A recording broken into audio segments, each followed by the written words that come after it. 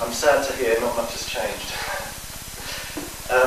So Buff mentioned that the day before yesterday, the incoming US Defense Secretary said that he thinks US troops are going to stay beyond the end of this year. That, as he said, they have an agreement with the Iraqi government to stay until the end of this year and then leave. And Leon Panetta, the incoming secretary, said he believes that agreement, the Iraqi government will choose to renew that. About 6 weeks ago, his predecessor, Robert Gates, was in Baghdad, his predecessor was US Defense Secretary. And Robert Gates said in a press conference, the Iraqis have to decide soon if they want our troops to stay in Iraq. A couple of hours later, the Iraqi cabinet made an announcement, no, we don't want US troops to remain in Iraq. We don't need it. Another half an hour later, Robert Gates made another announcement, and he said, well, you'll have to decide soon.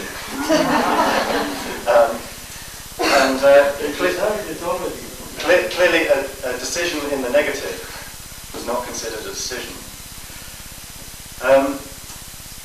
There are currently between 45 and 50,000 US troops still in Iraq now, despite the much publicised withdrawal of combat troops in August last year. If anyone is disappointed in a US president who got elected on an anti-war ticket, just as he was deciding to run for president in November 2006, he gave a speech in Chicago where he advocated for withdrawing some of the more visible troops from the cities in Iraq into what he called an over-the-horizon force, especially in northern Iraq and in neighbouring countries. That was November 2006. And the question is, why? Why do they still want to stay there? Why does Obama want an over-the-horizon force in a number of bases through the country? I'd like to quote an Iraqi, a friend of mine, by the name of Hassan Jumar, who I've worked with in the struggle against the privatization of Iraq's oil. And the very first time I met him was in January, February 2005. And he made what I think is probably the most perceptive comment about the Iraq War I've heard from anyone. He said, this war takes place in two phases.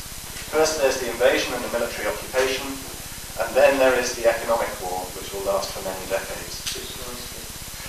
And I think he was completely right. And that is the phase that Iraq is now moving into. And as often, to make sense of what's happening in Iraq, it's quite useful to look back 80 years at the occupation of Iraq by the British after the First World War. And just to briefly recount events then, Britain invaded Iraq over the course of the First World War. It took them a long time. They were driven back several times. Eventually, arriving in Baghdad in 1917, where General Stanley Maud famously said, "This is not an occupation, we're here to liberate you." There was a direct occupation, but only about 3 years after that, the occupation came out of the military adventure during the First World War of the British. After which, they handed over to a quasi-sovereign Iraqi government led by King Faisal, who was approved in a referendum in which 96% of the Iraqi people voted yes. Now, one of his successors, several years later, did similar referenda, as we've heard much more about. After 1921, technically, Iraq was sovereign, but Britain maintained forces in Iraq under a mandate of the League of Nations, which was the precursor of the United Nations. And this went on for another 11 years, after which more sovereignty was handed over to the Iraqis. During those 11 years, the major decisions were all made by the British.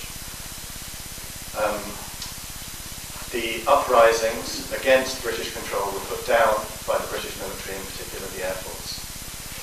in 1932, Iraq became fully independent under a treaty between Iraq and Britain, which required that Iraq maintain bases, it maintains the air force, and doesn't do anything that undermines the essential interests of Britain in Iraq.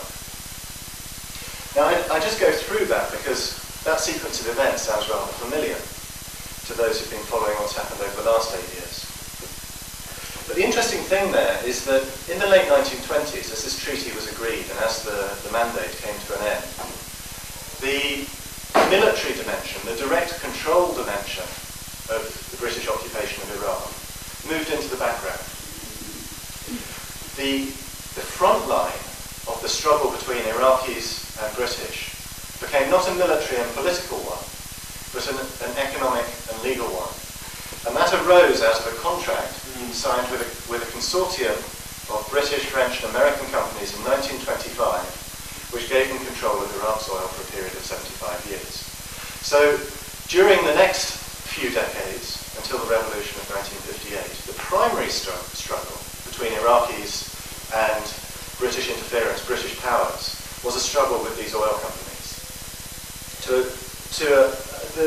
A secondary dimension of it was a struggle against the monarchy, which of course was a British creation.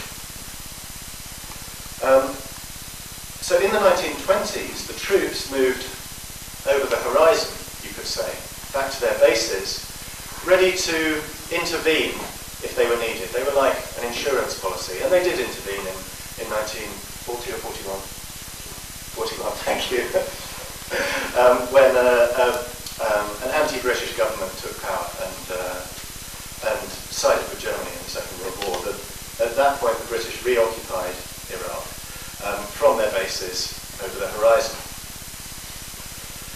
This is where we are now. I'm not going to do what Sammy promised I'd do. My book talks about the history of the last 8 years and the way oil has played in that, and maybe we can go into that in the questions. But this session is called Iraq: The Aftermath, so I'm going to talk more about what's happening to oil right now in Iraq. The Iraqi oil industry was nationalised in the early 1970s, early to mid 1970s, and remained in the public sector until just over a year ago, about a year and a half ago. During the second half of 2009, contracts were signed for 12 of Iraq's largest oil fields with a range of multinational companies. The largest of them went to BP, Exxon, the Italian company Eni, Shell, Lukoil, and the China National Petroleum Company. What is likely to happen? Now, these companies are now operating in Iraq. They're now running these oil fields. What is likely to happen, in my view, is a kind of gold rush style capitalism, where these companies are producing as quickly as they can before the politics catches up with them, and in the almost complete absence of regulation or oversight by the Iraqi government. In 2003, when the occupation arrived, and with their friends from the Iraqi exile community who became the governing council in 2003, and many of the most senior ministers now.